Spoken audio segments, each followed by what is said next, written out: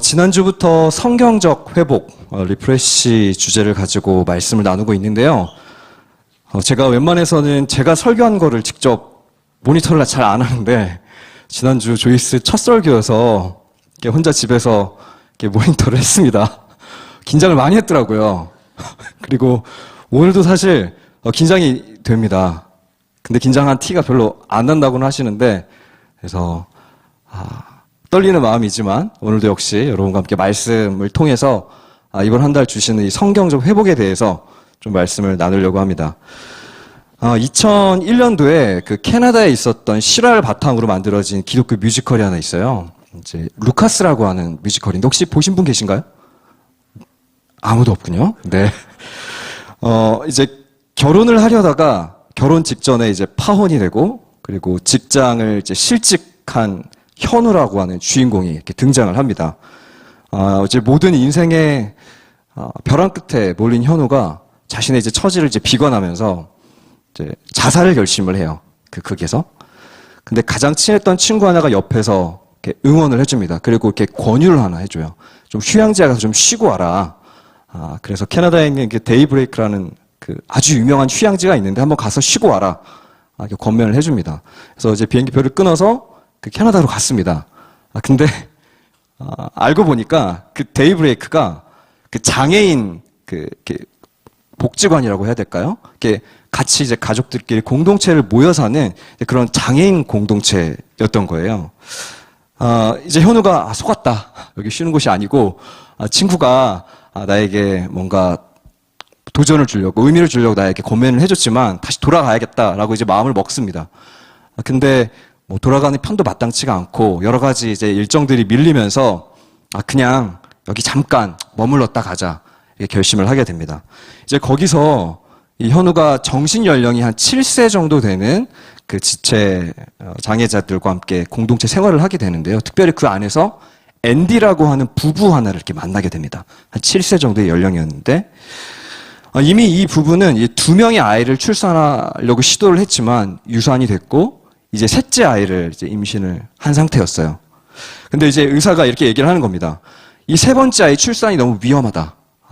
차라리 낙태를 하는 게 낫겠다. 왜냐하면 출산을 통해서 굉장히 위험한 상황이 올 수도 있으니까 차라리 산모의 건강을 생각했을 때 낙태가 낫지 않겠냐.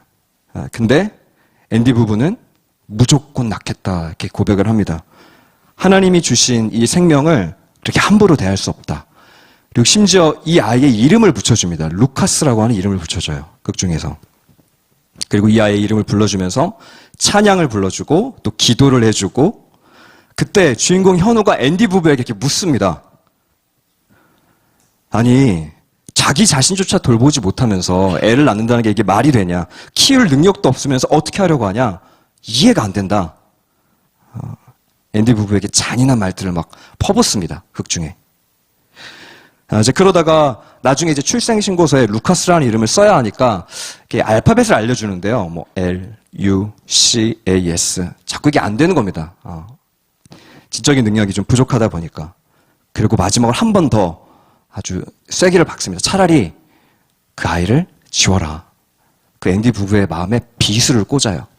근데 그때 그 극 중에서, 그 뮤지컬 극에서 가장 인상 깊은 대사 하나가 이렇게 나옵니다. 사실 그 대사가 오늘 이 본문을 묵상하면서 저에게 가장 많이 기억에 났던 대사였는데요. 그 앤디가 이렇게 얘기를 해요. 현우, 사랑해봤어? 사랑하는데 어떻게 아프다고 버려? 사랑하는데 아프다고 버릴 수 있어? 이 대사를 합니다. 결국 이제 루카스가 태어났고 15분밖에 살 수 없다고 했던 의사의 말에도 불구하고 이 아이를 최선을 다해서 키워내려고 앤디가 태어나자마자 무릎을 꿇고 하나님께 기도하는 장면이 나옵니다. 하나님, 예배드리면서 저 한 번도 존 적도 없고요. 7살 아이의 기도니까요. 하나님, 저 딱 10분만 더 연장해 주시면 안 될까요? 간절한 그 중 기도가 나옵니다. 이제 아이를 태어나자마자 껴안고 있으면 조금 더 생명이 연장된다라고 하는 뭐 어떤 그런 연구 보고서가 있어서 그 아이를 품에 안고 계속 이렇게 기도하기 시작합니다. 1시간이 지나고 2시간이 지나고 3시간이 지나도 이 아이의 생명이 연장이 됩니다. 이거 사실 실화입니다. 2001년도에 캐나다에 있었던. 그래서 이제 의사가 결국에는 병원에서 이제 해줄 수 있는 게 없으니 데리고 가십시오. 그래서 3시간 시간을 집으로 데려옵니다. 집으로 돌아왔는데도 이 루카스가 여전히 가쁜 숨을 몰아쉬면서 살아있게 됩니다. 하루가 지나고 그 다음에 생일 파티를 해주고 그 다음날 목사님을 초대해서 세례를 해주기 시작합니다. 그렇게 이 앤디 부부는 이 루카스와의 아름다운 추억을 약 17일 정도 같이 공유합니다. 그리고 마지막 그 장례식장에서 앤디가 극중에 이렇게 고백을 해요. 루카스 고마워. 나 같은 사람을 아빠가 되게 해줘서 나는 너의 아빠가 된 것으로 충분해. 단 며칠밖에 살 수 없었던 이 루카스를 애틋하게 사랑하고 품었던 이 앤디 부부의 모습을 보면서 현우는 끝까지 포기하지 않으신 하나님의 사랑을 경험하게 됩니다. 느끼게 돼요.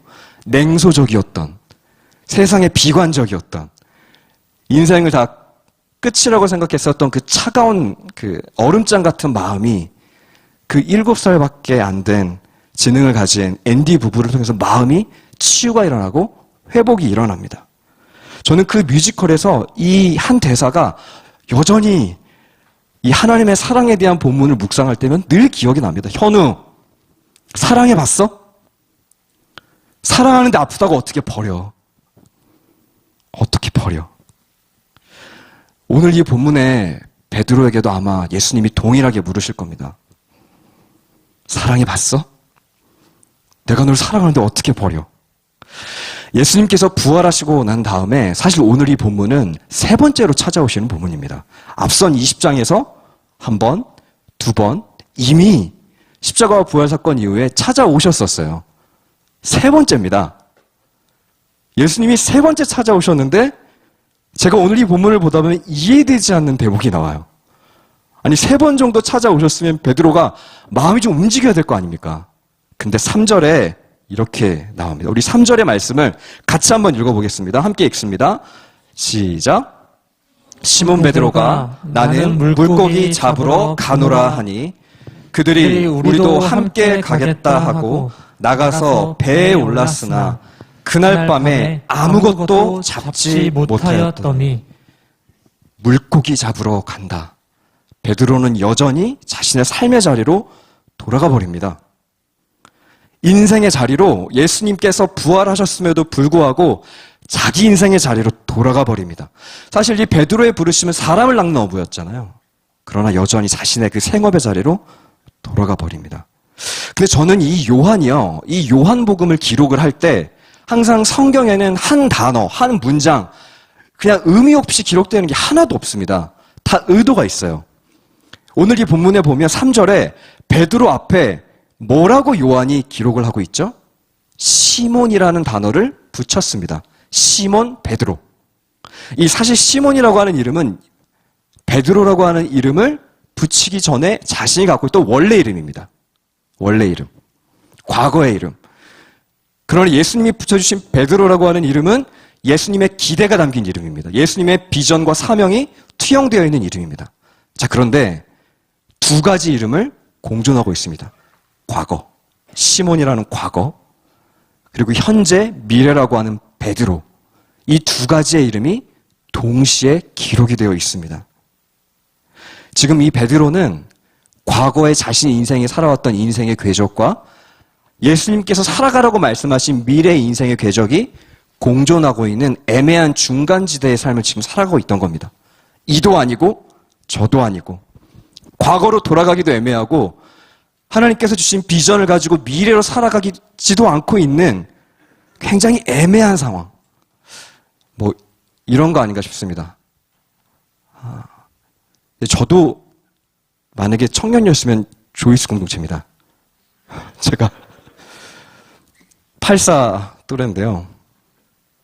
저도 신앙생활을 오래 하다 보니까 가끔은 이제 그런 추억이 잠기는 거예요. 내가 20대 초반 때 진짜 뜨거웠지. 맞아. 뜨거웠던 시간이 있었지. 그러니까 저는 청년부를 3일교회라는 곳에서 신앙생활을 했습니다. 사실 제가 조이스 올 때요. 가장 많이 기대했던 게 뭐냐면요.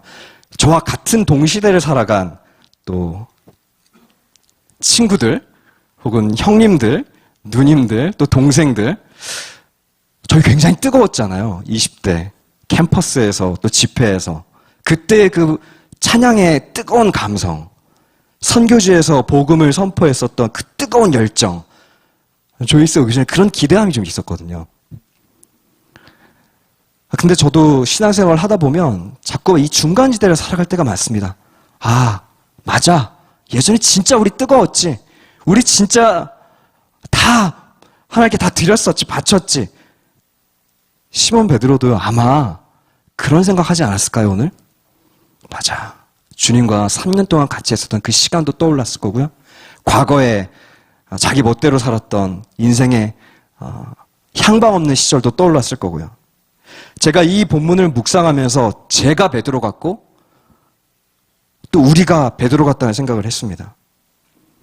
저는 이 본문을 묵상하면서 왜 베드로가 주님께 돌아가지 못했을까? 3번이나 주님이 찾아오셨는데 왜 단번에 돌아가지 못했을까? 아무래도 첫 번째 이유는 베드로는 이 부활의 감격을 경험했음에도 불구하고 내면에 가지고 있었던 트라우마라고 할까요? 예수님을 배신했던 그 상처라고 할까요? 그게 아마 죄책감으로 자리 잡고 있었던 것 같습니다. 아마 부활하신 주님을 딱 대면하면 그게 떠올랐을 거예요.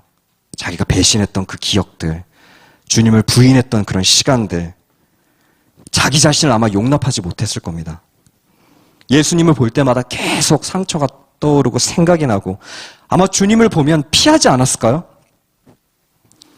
우리도 마찬가지 아닙니까? 뜨겁게 신앙생활 해왔지만 여전히 원점으로 돌아가는 나 자신을 바라보면서 때로는 자기 자신의 신앙에 대해서 때로는 환멸을 느끼기도 하고 답답함을 느끼기도 하고 이제 도저히 하나님 앞에 못 가겠다. 자꾸만 자책하고 그래, 내 신앙은 여기까지. 스스로 한계선을 결정해버리는 모습. 아마 베드로는 지금 신앙의 초점이 부활하신 주님이 아니라 실패한 자기 자신에게 초점이 맞춰져 있었던 것 같습니다. 저는 이 초라한 베드로의 모습을 보면서 본문을 묵상하는데 제 안에 있는 이 연약함이 오버랩이 되면서 참 많이 마음이 베드로에게 이입이 되는 것을 경험했습니다. 그러나 이 마틴 로이드 존스 목사님이 회개라고 하는 책에 보면 죄책감과 회개를 분명하게 설명해 주십니다. 그 책에 보면요, 이렇게 나와 있습니다. 회개하지 않는 자는 하나님을 피하지만 회개하는 자는 오직 하나님만이 내 영혼의 갈급함을 채우실 수 있다고 믿습니다. 죄책감은요, 스스로의 실패감과 자책감에 머무르게 해버립니다. 이건 죄책감입니다. 때론 우리는 수련회에 가거나 뜨거운 기도의 자리에서 양심의 찔림 때문에 죄책감을 느끼고 경험합니다. 그러나 죄책감은 여기까지입니다. 진정한 회개는 그 죄책감에서 하나님께로 돌아가는 것까지를 포함하는 것이 바로 진정한 회개입니다. 참 독특해요. 오히려 죄책감에 빠지면 하나님을 피합니다. 예수님을 피해버립니다. 그러나 정말 회개를 하면요, 오히려 하나님께로 갑니다. 하나님께로 나아갑니다. 자신의 연약함, 슬퍼하면만 머물면 죄책감이지만 다시금 돌아가는 것, 다시금 하나님께서만 이 문제를 해결해 주시다고 믿는 것. 아마 베드로는 이 자리까지 나아가지 못한 것 같아요. 그리고 두 번째 이유는 사명을 잃어버렸기 때문에 그렇습니다. 사명을 잃어버렸어요. 이 사명의 부재가 인생을 되돌려버리고 인생의 좌표를 상실하게 만들어버립니다. 십자가를 알고도 부활을 경험하고도 주님이 함께 하신다는 것을 알고도 적당히 신앙생활하게 합니다. 그래서 이 사명의 부르심이 참 우리 20대 때 참 하나님이 선명하게 우리에게 말씀하실 때에는 분명해서 그 부르심 따라 갔지만 사실 직장생활 하다 보면 현실적인 문제들에 부딪힙니다. 연봉, 결혼, 건강, 현실의 수없이 많은 소리 속에서 정확한 사명의 부르심을 우리는 망각하며 살아가게 됩니다. 그때 이렇게 베드로가 이렇게 얘기하죠. 물고기나 잡으러 가자. 그러나 자기가 있어야 될 자리를 떠난 베드로는 밤새 내린 그물에서 아무것도 잡지 못하는 빈손, 빈 그물이 됩니다. 사실 우리가 마주하는 인생의 수없이 많은 문제가 최선을 다하지 않았기 때문에 발생할까요? 성실하지 않아서 그런 거 아닙니다. 아무리 최선을 다해도 때로는 내가 생각하는 방향과 완전히 다른 방향으로 흘러갈 때가 너무나 많습니다. 우리 인생의 시간표, 계획 다 틀어지고 계획했던 승진, 사업, 건강 다 틀어질 때 사실 오늘 이 바다에서 그물을 던졌던 이 어부들은 이 갈릴리 바다에서는 완전 베테랑들이었습니다. 기후, 어종, 또 해류의 흐름 완벽하게 경험과 지식이 출중했던 사람들이었어요. 그런데 3절에 뭐라고 나옵니까? 아무것도 잡지 못했다. 이 누가복음의 병행 구절에 보면 밤이 맞도록 수고했지만 얻은 게 없었다. 밤이 맞도록 수고했지만 예수님 없이 내린 그물의 바다, 그 바다는 침묵했습니다. 답을 주지 않았습니다. 밤을 새서 열심히 자신이 가진 경험, 지식, 열정을 가지고 최선을 다했지만 빈 그물이었습니다. 공허해요. 최선을 다했지만. 저는 이 베드로의 밤이 우리의 인생과 너무 닮아있다는 생각을 하게 됩니다. 수고했지만 응답하지 않는 바다. 상실, 아픔, 사랑했지만 상처만 남고 소망 대신 좌절, 기대 대신 실망, 제자들이 얻지 못한 그 밤의 바다. 자, 그런데 이 밤의 바다에 주님이 찾아오셔서 이렇게 말씀하시네요. 5절 같이 한번 읽어볼까요? 함께 읽겠습니다. 시작. 예수께서 이르시되 얘들아 너희에게 고기가 있느냐? 대답하되 없나이다. 여기서 얘들아, 파이디아 많이 들어보셨죠? 일상적으로 어린아이들을 사랑스럽게 부를 때 쓰는 말 중에 하나입니다. 돌아간 제자들을 보시고 빈손, 빈 그물이었던 이 제자들을 야단치시고 책망하시지 않고 눈물을 지금 닦아주러 주님은 오신 겁니다. 얘들아, 아주 따뜻한 음성으로.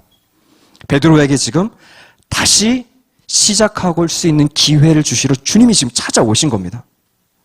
그리고 물으세요. 너희에게 고기가 있냐? 오늘 이 부분에서 이 질문은 대단히 중요한 질문입니다. 고기가 있느냐? 목사님, 그게 왜 그렇게 중요한 질문입니까? 이 고기라고 하는 단어는 원래 이제 익투스라고 하는 단어 많이 들어보셨죠? 익투스. 보통 성경에서 이 물고기라고 하는 단어를 익투스라고 보통 표현하지만 여기에 오늘 이 본문에는 이 고기라는 단어를 다른 단어를 써버립니다. 프로스파기온이라고 하는 단어예요. 이 단어는 귀한, 값진. 만약에 이 단어를 물고기를 지칭할 때 프로스파기온을 쓰면 이 물고기는 그냥 잡어가 아니라 굉장히 진미에 어울릴 만한 아주 최상급의 고기를 이야기합니다. 가장 최상급의 고기, 가장 가치로운 고기. 왜 고기를 잡아야 하는지 베드로가 지금 답을 얻지 못하고 열심히 최선을 다했지만 아무것도 얻지 못한 그 그물만 내려고 있는 베드로에게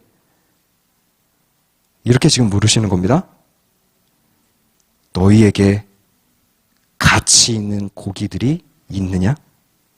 너희들이 그렇게 수고해서 그물을 내렸지만 너의 인생이 정말 가치 있는 인생이냐? 이것은 인생을 관통하는 질문입니다. 그냥 물고기 잡았냐? 이 질문이 아니에요.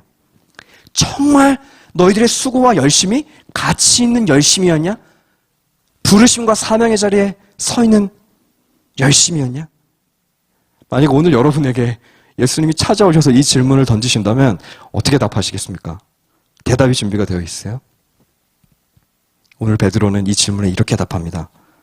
대답하되 없나이다. 없습니다. 주님 아무것도 없습니다. 주님 없는 바다에 열심히 내린 이 그물 아무것도 없습니다. 이것이 우리의 대답 아닐까요? 죄책감, 상실, 사명의 부재, 이 응답하지 않는 이 바다를 예수님은 완전히 다른 바다로 바꾸시기 시작합니다. 우리는 어떻게 이 깊은 밤, 이 바다를 빠져나올 수 있을까요? 이 조이스의 이 3월 한 달 성경적 회복을 가지고 나누고 있는 이 예배 시간에 우리는 어떻게 하나님 앞으로 다시 나와 사명을 다시 발견하고 죄책감 말고요. 진정한 회개의 자리로 가서 주님을 다시 만날 수 있을까요? 오늘 그 회복의 이야기를 나누려고 합니다. 첫 번째로는 찾아와 주신 주님을 발견해야 됩니다. 찾아와 주신 주님을 발견해야 됩니다. 회복의 주체는 우리의 상태도 아니고 컨디션도 아닙니다. 본문의 제자들은 밤에 그물을 내렸습니다. 아마 어둠 위에서 밤새 그물질을 했겠죠. 사실 지금 이 어두운 밤이라고 하는 이 시간대는 제자들의 마음의 상태를 이야기합니다. 두렵고 혼란이었고. 자, 그런데 예수님이 등장하시는 타이밍을 성경 배경을 어떻게 설명합니까? 날이 새어갈 때에, 이 말은 날이 밝아올 때에, 이른 아침에, 새벽에, 그 아침에 주님이 바닷가에 지금 서셨다는 겁니다.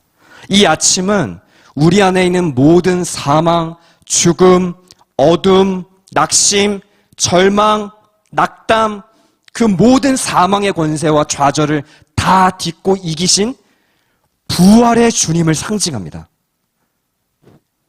이 표현을 통해 지금 요한이 말하고 싶었던 게 뭘까요? 깊은 어둠을 뚫고 그 바다의 깊은 칠흑 같은 내면의 깊은 어둠이 무엇으로만 지금 밝아질 수 있다고 얘기하는 겁니까? 우리의 내면이 어떻게 회복될 수 있다고 얘기하는 겁니까? 주님이 오시면 회복이 된다는 겁니다. 주님이 찾아오셔야 회복이 된다는 겁니다. 주님이 오시면 새 소망이 있다는 겁니다. 그들에게 주님이 이렇게 말씀을 하시는데요. 6절에 제가 한번 읽어보겠습니다. 이르시되 그물을 배 오른편에 던져라. 그리하면 잡으리라 하시니 이에 던졌더니 물고기가 많아 그물을 들 수 없더라. 너희들이 던진 그물에는 열매가 없다. 프로스파기온, 가치 있고 의미 있는 것들이 없다. 내가 말하는 곳으로 그물을 내려라. 방향을 전환해라. 새로 기준을 설정해라. 여기서 잡으리라 라고 하는 이 표현도 우리가 개역개정 성경에는 그냥 스쳐 지나가는 표현이지만 이 단어를 원어로 살펴보면 휴리스코라는 단어인데요. 발견하다라고 하는 뜻입니다. 발견하다. 그냥 잡다 이런 뜻이 아니라 무엇을 발견하는 겁니까? 그냥 물고기를 발견하는 겁니까? 아닙니다. 지금 이 시간을 통해서 제자들은 무엇을 발견해야 됩니까? 예수님을 찾고 발견해야 된다는 거예요. 예수님 없는 삶, 예수님 없는 열심, 예수님 없는 성실, 예수님 없는 성공. 그분을 만나고 발견해야 인생의 참된 의미와 목적이 재설정된다는 겁니다. 이 제자들의 작은 탈진 속에서도 그물을 내리라고 하는 그 작은 순종을 사용하셔서 예수님은 회복의 첫 단추를 시작을 하십니다. 그리고 두 번째로는 회복은 주님의 부르심에 온몸으로 반응해야 됩니다. 온몸으로 반응해야 됩니다. 오늘 이 베드로가 회복하는 장면을 살펴보면요. 주님이 찾아오시고 그 찾아오심에 온몸으로 반응을 했습니다. 사실 제가 이 본문을 묵상하면서 가장 저에게도 적용이 참 어려운 게 이 바로 7절의 말씀이었어요. 7절. 우리 7절을 함께 같이 한번 읽어보겠습니다. 7절 함께 읽습니다. 시작. 예수께서 사랑하시는 그 제자가 베드로에게 이르되 주님이시라 하니 시몬 베드로가 벗고 있다가 주님이라 하는 말을 듣고 겉옷을 두른 후에 바다에 뛰어내리더라. 주님이시라. 주님이시라 이 한마디에 베드로는 바다로 뛰어들었습니다. 배를 버리고요. 물고기보다 더 중요한 주님께로 뛰어들었습니다. 그냥 조금 그 배를 연안에다가 잠깐 대고 천천히 가도 되는 거 아닐까요? 그러나 한가득 채워진 이 배를 뒤로 하고 베드로는 뛰어듭니다. 인생의 사랑과 목적을 발견한 자의 진정한 전환. 자신의 부르심 앞에 전 인생을 다 뛰어 던지게 됩니다. 사랑하는 조이스 공동체 여러분, 지난주에 제가 한번 공동체 이름 실수를 했잖아요. 저희 대학부에 그 짤이 엄청 돌았습니다. 그 짧은 짤이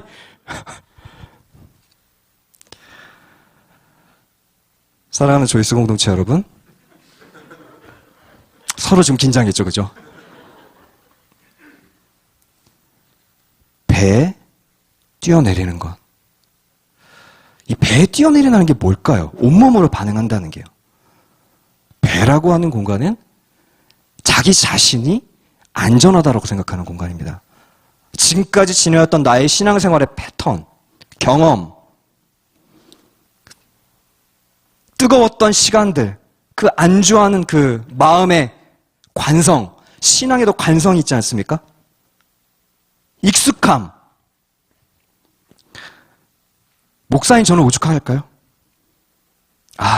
조금만 있으면 이 배가 예수님께로 가니까 잠깐 이 배에 타고 있다가 천천히 가자. 제가 3주 전에요. 저로 하여금 예수님께로 뛰어내리게끔 했던 한 청년이 있었습니다. 20살인데요. 이 친구가 갑자기 저한테 신방 요청을 하더라고요. 그래서 무슨 일인가 하고 제가 신방을 했습니다. 갑자기 이렇게 신방을 하고 있는데 그 친구가 저에게 문득 생뚱맞게 저한테 그런 얘기를 하는 거예요. 목사님, 하나님이 목사님을 정말 사랑하세요. 알지? 또 얘기하는 거예요. 목사님 저에게 복음을 전하는 겁니다. 그러니까 좀 당황스럽잖아요. 그리고 한마디를 또 붙이더라고요, 저한테. 근데 목사님은 주님의 사랑을 잘 모르시는 것 같아요. 제가 표정 관리를 못했습니다. 하나님의 사랑에 대해서, 복음에 대해서 그렇게 많이 설명을 하는데 제가 문득 제가 그런 생각이 들더라고요. 왜 이 친구가 그런 마음이 들었을까? 저도 모르게 자꾸 이게 목사라는 이 부르심 때문에 자꾸만 가르치게 되고 경직되고, 저도 모르게 그 하나님의 뜨거운 사랑과 그 감격을 저도 모르게 자꾸만 생생한 마음의 그 살아있는 신앙의 감도라고 해야 될까요? 그게 어느 순간 무감각해져 버렸던 것 같아요. 그 친구가 얘기를 하는데 저는 이제 신앙의 선택의 기로에 놓였습니다. 내가 이걸 받을 것인가? 소화할 것인가? 아니면은 그냥 잠깐 묻어둘 것인가? 제가 그 내용을 듣고 이제 기도를 하면서 처음에는 좀 당황스럽고 때로는 마음에 좀 불편한 마음도 있긴 했지만 겸손하게 하나님의 음성이라고 듣고 그걸 소화를 했습니다. 제가 가지고 있었던 신앙의 익숙한 패턴들을 잠깐 내려놓고 그 친구를 통해서 들려오는 그 메시지에 제 온몸을 한번 던져봤어요. 사실 이 20살의 패기와 이 MZ세대의 솔직함은 저를 많이 당황스럽게 했지만 그때 이후로 제 안에 싱싱한 하나님과의 관계가 회복되는 것을 경험했습니다. 반응한다는 것은 온몸으로 반응하는 것입니다. 지금 불편한 그 불편함을 뛰어넘어서 반응하는 것입니다. 예배의 자리도 마찬가지 아닐까요? 이 예배의 자리에서 온몸으로 반응하는 것. 다윗이 언약궤가 들어올 때 어떻게 반응했습니까? 춤을 추면서 옷이 벗겨지도록 하나님께 반응했습니다. 베드로도 그렇게 반응했는데요. 다윗도 그렇게 반응했는데요.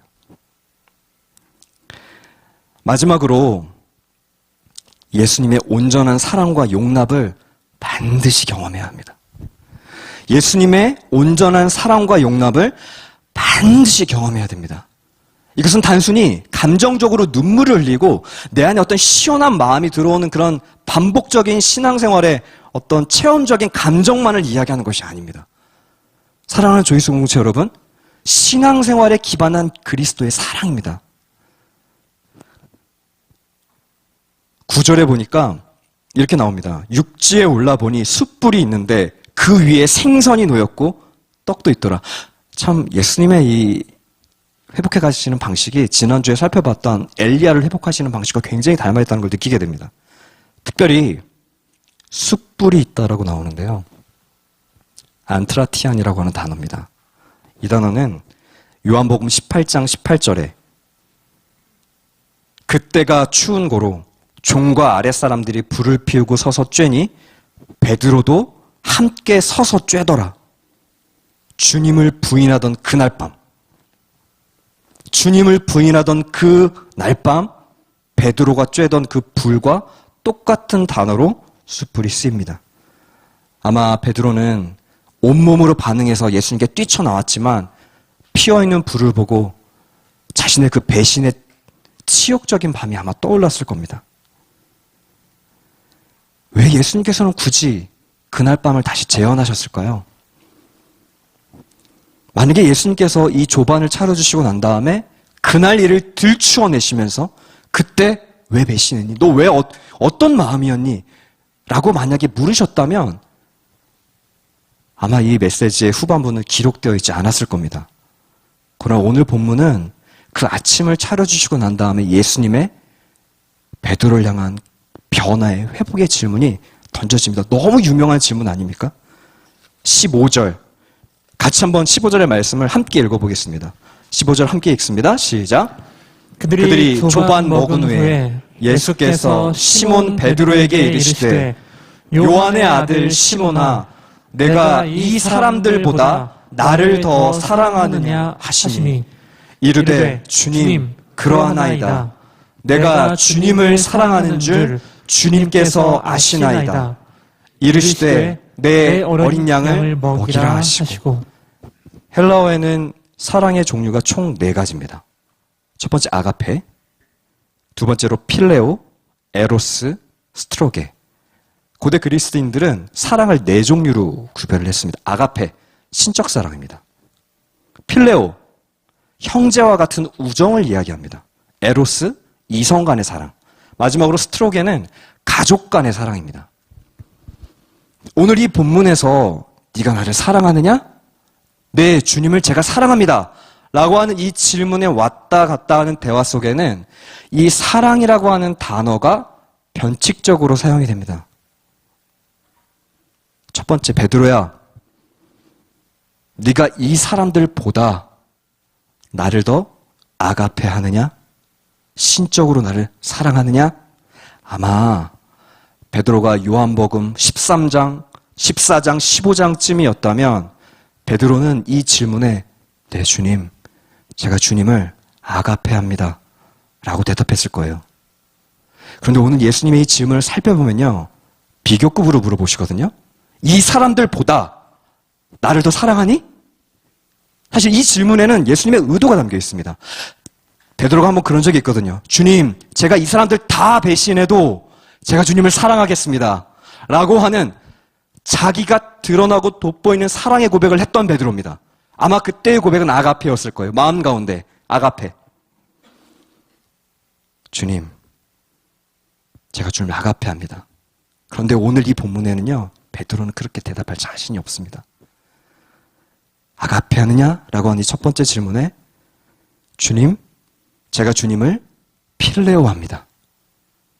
아가페에서 사랑의 수준이 잠깐 떨어져요. 두 번째 또 물으십니다. 16절. 또 두 번째 이르시되 요한의 아들 시몬아 네가 나를 아가페하느냐 하시니 주님 그러하나이다. 내가 주님을 필레오하는 줄 주님이 아시나이다. 이르시되 내 양을 치라. 두 번째도 필레오로 답을 해요. 이제 마지막 세 번째 물으십니다. 17절. 세 번째 이르시되 요한의 아들 시몬아 네가 나를 아가페하느냐 하시니 주께서 세 번째 내가 나를 사랑하느냐 하심으로 베드로가 어떻게 해요? 근심하여 이르되 주님 모든 것을 아시오매 내가 주님을 필레오하는지를 주님께서 아시나이다. 예수께서 이르시되 내 양을 먹이라. 여기서 한 단어가 추가가 되네요. 근심하여. 첫 번째, 두 번째는 그래도 필레오하겠습니다라고 고백을 했는데요. 베드로가 근심했대요. 왜 그랬을까요? 예수님은 지금 이 세 번째 질문에 의도가 있으십니다. 베드로야, 지금 네가 나를 필레오하겠다라고 너의 사랑을 꺼내 놓았는데 정말 필레오할 수 있겠니? 네가 꺼낸 사랑, 그 필레오의 사랑으로 나를 사랑하는 게 가능하겠니? 네가 꺼낸 그 사랑의 고백으로 날 사랑하는 게 가능하겠니?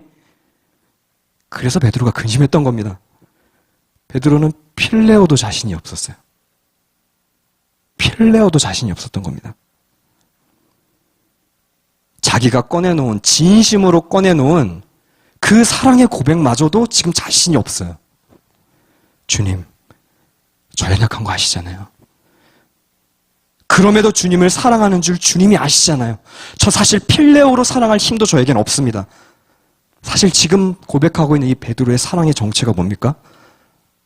사랑할 수 없다라는 것을 고백하고 있는 겁니다. 주님, 제가 주님을 사랑할 힘이 없습니다. 주님을 사랑할 수 없는 그런 연약한 모습이 바로 접니다. 사랑하는 조이스 공동체 여러분, 사랑이 뭘까요? 사랑은 주님이 나를 아가페 하시는 그 사랑을 받아들이는 게 사랑입니다. 내가 얼마나 주님을 사랑하느냐를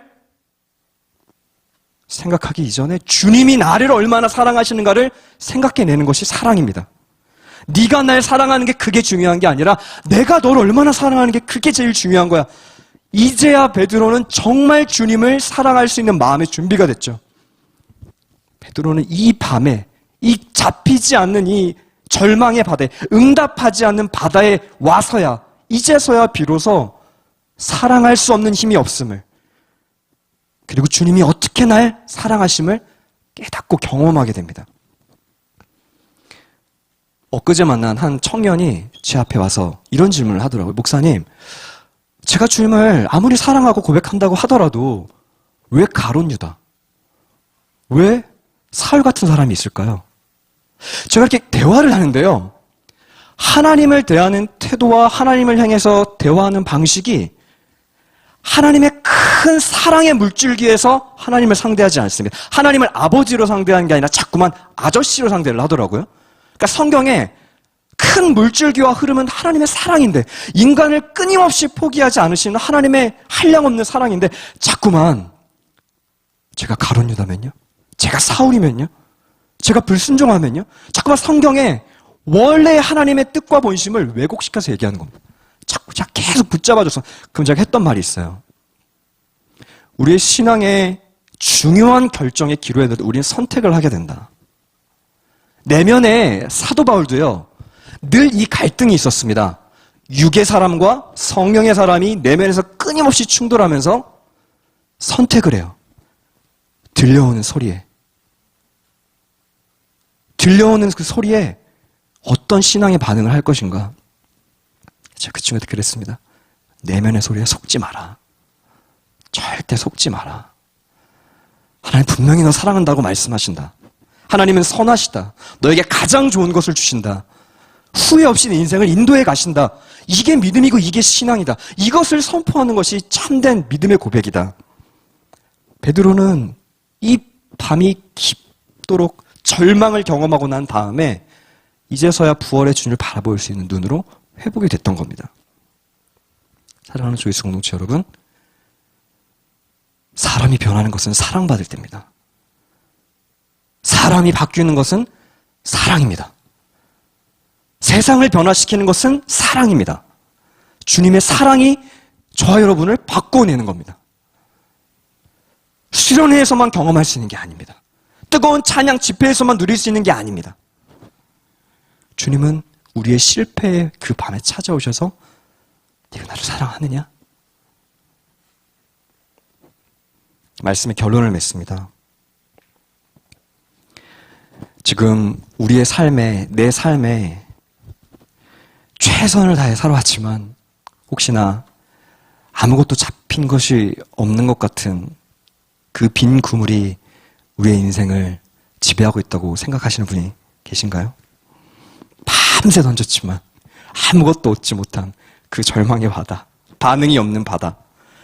다시 한번 또 그물을 던지면 이번에도 또 빈 그물은 아닐까? 그런데 예수님이 그 장소에 오셨을 때 그 응답하지 않았던 바다가 응답하기 시작합니다. 그리고 베드로는 다시 한번 인생의 원래의 부르심과 사명을 발견하게 됩니다. 베드로는 원래 있어야 될 자리로 다시 돌아갑니다. 그 안에 있었던 모든 죄책감이 아니라 회개의 자리로 갑니다. 사랑하는 조이스 공동체 여러분, 그 굴에서 엘리야를 꺼내신 하나님, 죄책감은 사단의 속임수입니다. 속지 마십시오. 하나님은 여전히 오늘도 우리에게 사랑한다고 말씀하시고, 그리고 심지어 우리가 사랑할 힘이 없다는 것도 알고 계십니다.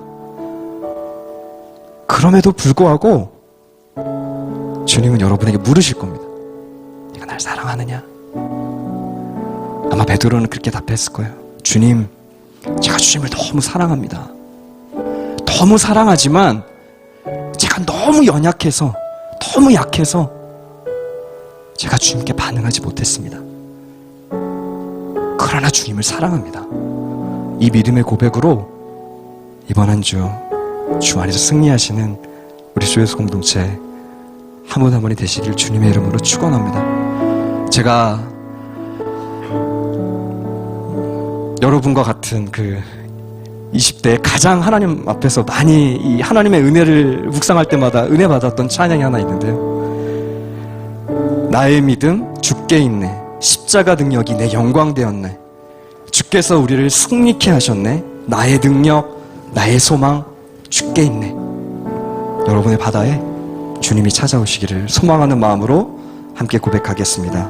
나의 믿음 주께 있네.